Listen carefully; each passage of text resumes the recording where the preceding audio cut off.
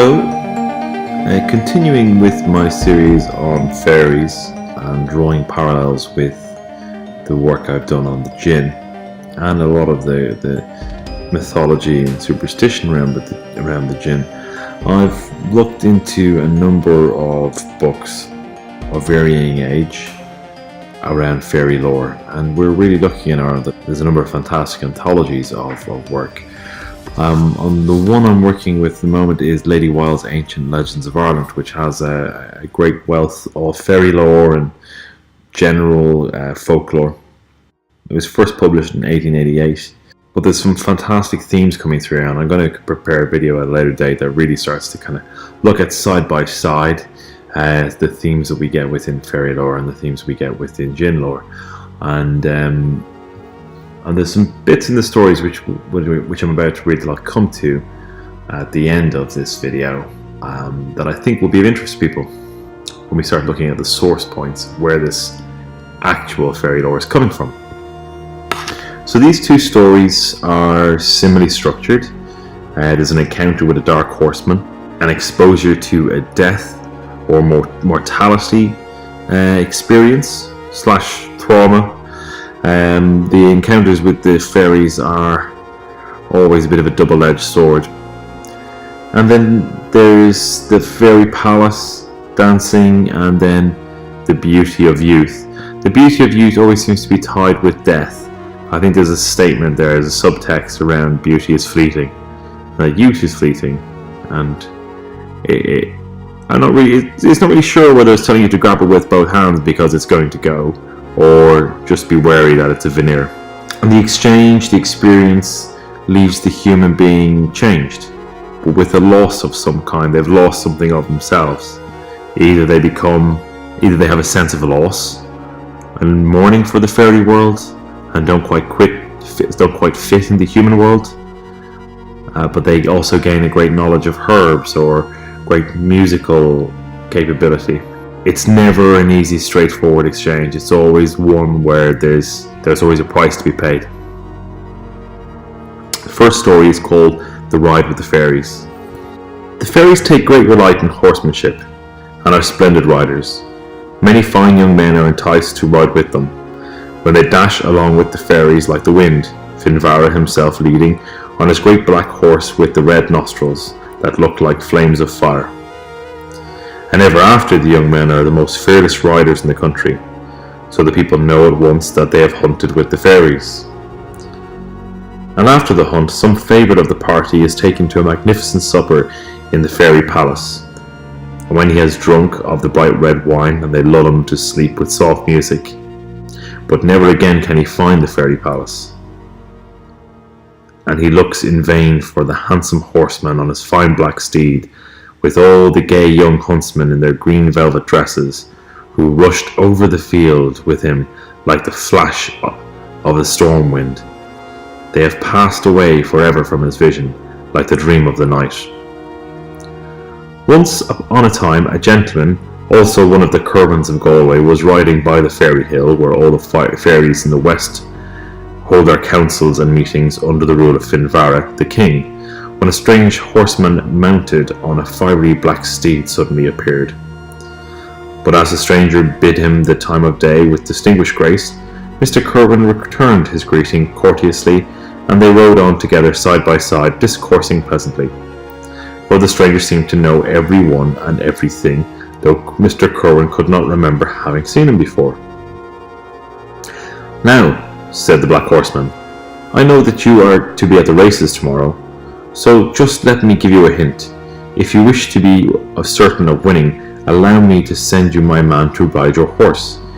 He never failed in a race yet, and he shall be with you early before the start."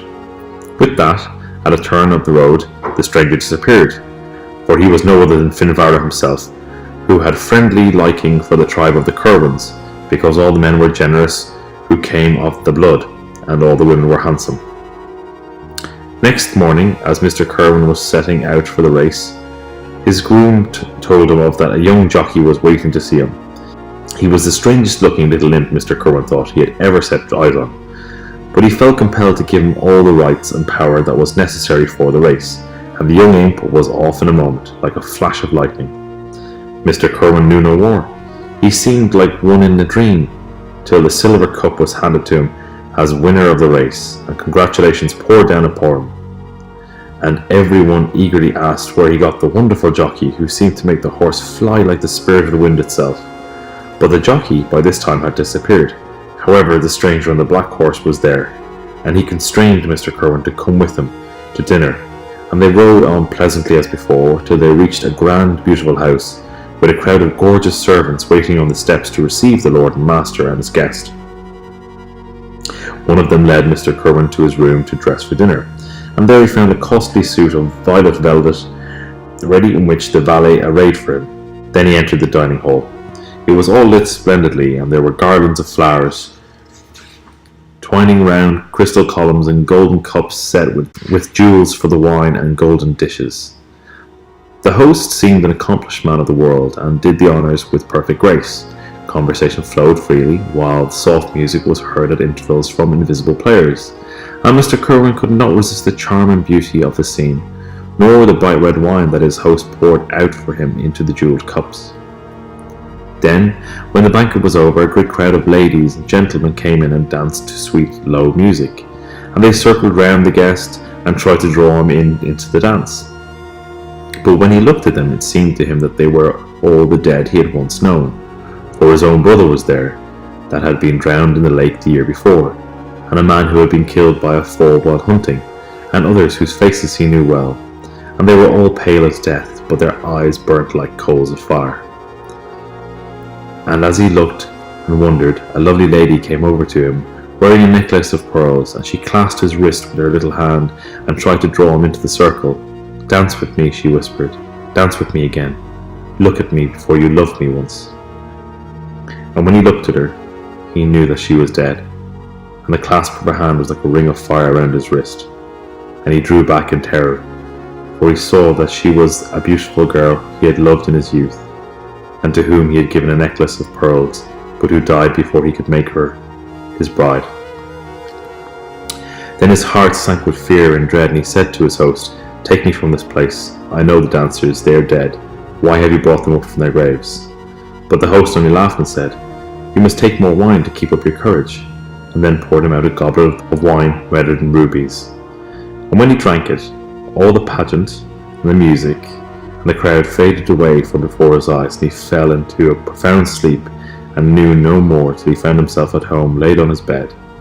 And the servant told him that a strange horseman had accompanied him to the door late at night, and who had charged them to lay the master gently on his bed, and by no means wake him until noon the next day, for he was weary after the race, and he bade them take the hunter to the stables and tend him carefully, where the animal was covered with foam and all trembling.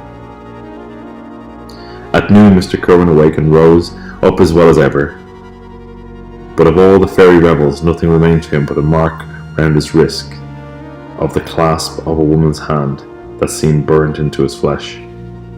So he knew the night's adventures were no mere dream of fancy, and the mark of the dead hand remained with him to the last hour. And the form of the young girl with her necklace of pearls often came before him in a vision of the night, but he never saw again the fairy palace, and he never saw the dark horseman any more. As to the silver cup, he flung it into the lake, for he thought it had come to him by the devil's magic, and would bring no good luck to him, or to his race.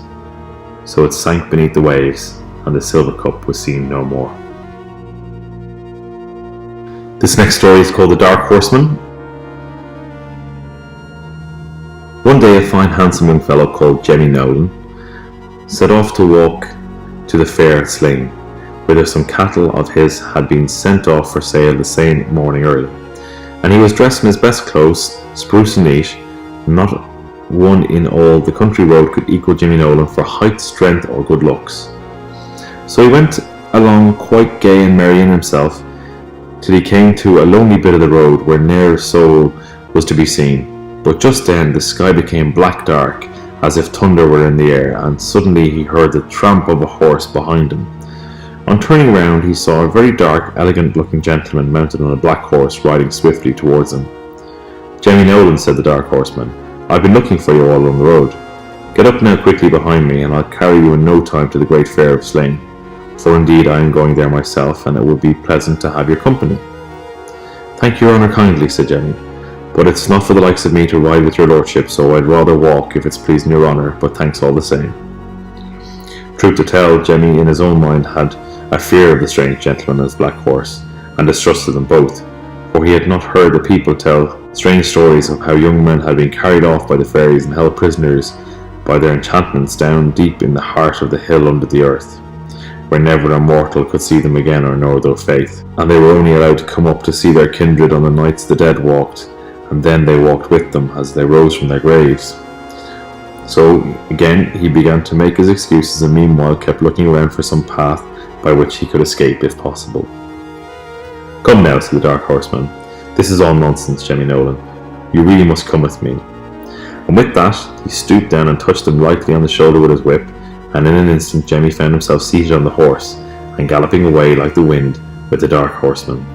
They never stopped nor strayed till they came to a great castle in the wood, where a whole set of servants in green and gold were waiting on the steps to receive them.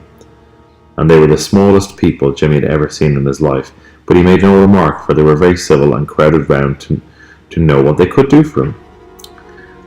Take him to a room and let him dress, said the gentleman, who appeared to own the castle, and in the room Jemmy found a beautiful suit of velvet and a cap and a feather. And when the little servants had dressed him, they led him to a large hall that was lit up and hung with garlands of flowers, and music and dancing were going on, and many lovely ladies were present, but not one in the hall was handsomer than Jemmy Nolan in his velvet suit and cap and feather. Will you dance with me, Jemmy Nolan, said one lovely lady. No, Jemmy, you must dance with me, said another.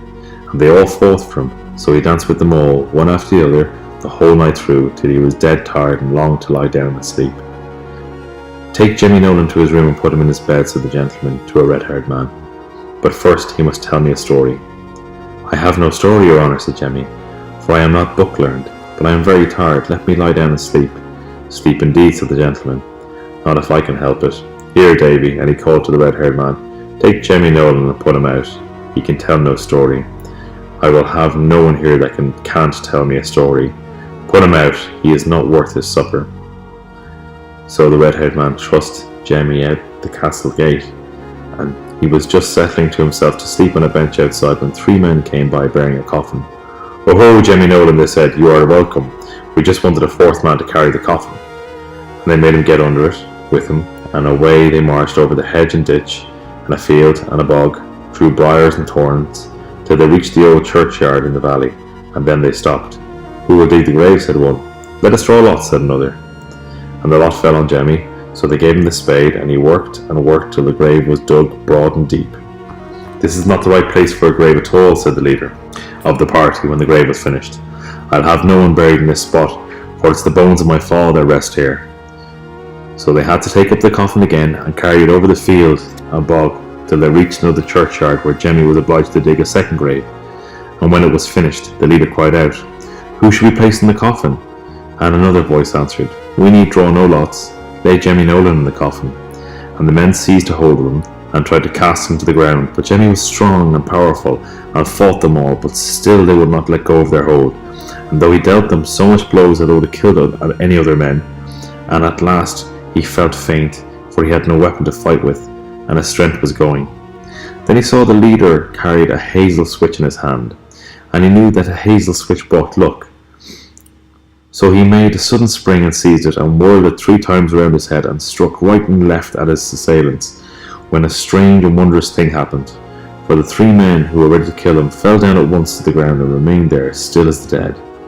And the coffin stood white in the moonlight by itself, and no hand touched it, and no voice spoke.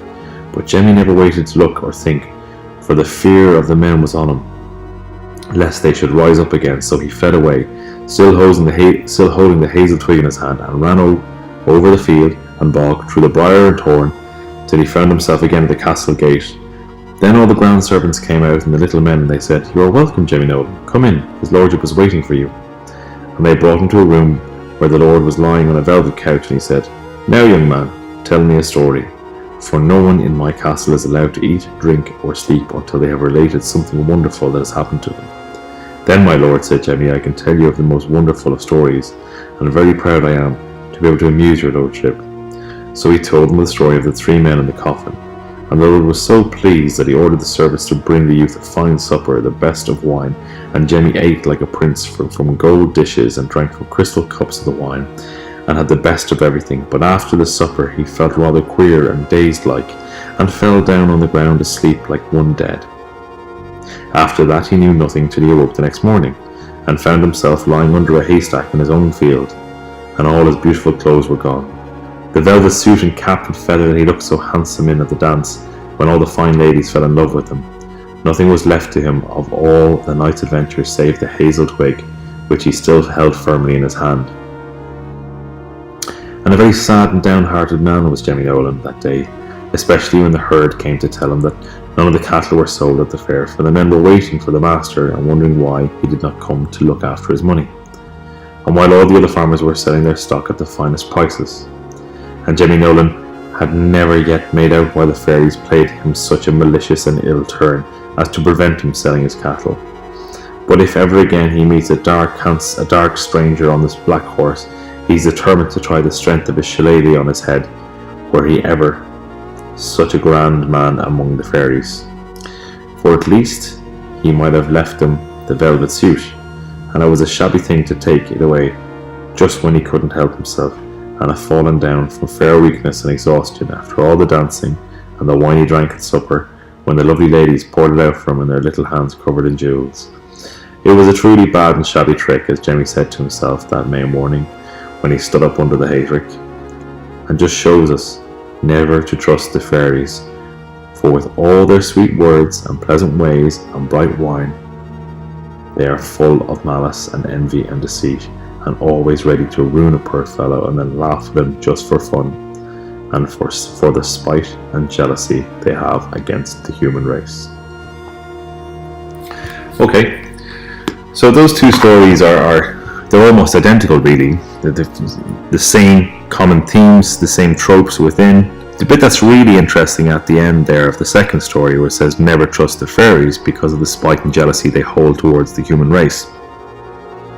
There's some more depth to that is in Lady Wilde's book, and some more in some other books exploring the subject matters that I'm currently reading. The spite and the jealousy that they have towards the human race is very similar to the spite and jealousy that the Djinn have towards the human race.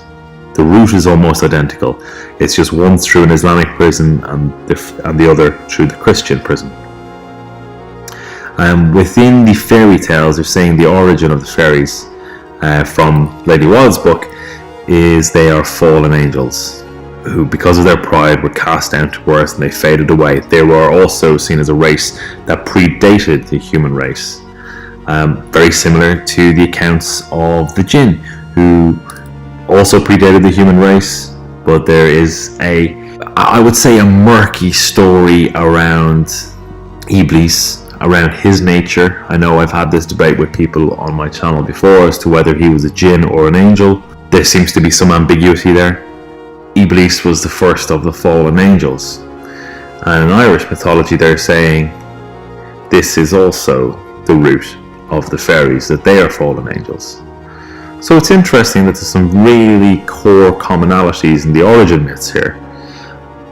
Now, obviously they're different because of the cultural context is different, in that when you look at banishing the Djinn, it's always words from the Quran or hadiths that do this, and with banishing the fairies, there's particular individuals known as fairy doctors that would deal with attacks from the fairies when somebody had a fairy stroke or was fairy struck or fairy fever, as was known amongst the peasant folk of Ireland at the time.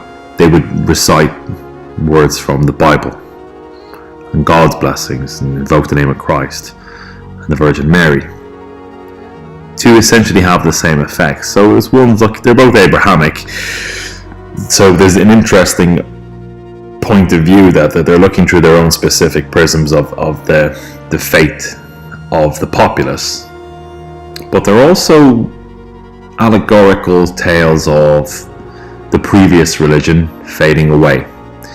That religion being of the local gods or elementals or energy beings, whatever was being worshipped by the populace, that was superseded by the Abrahamic faiths, as it faded away, and they became fairies and djinn.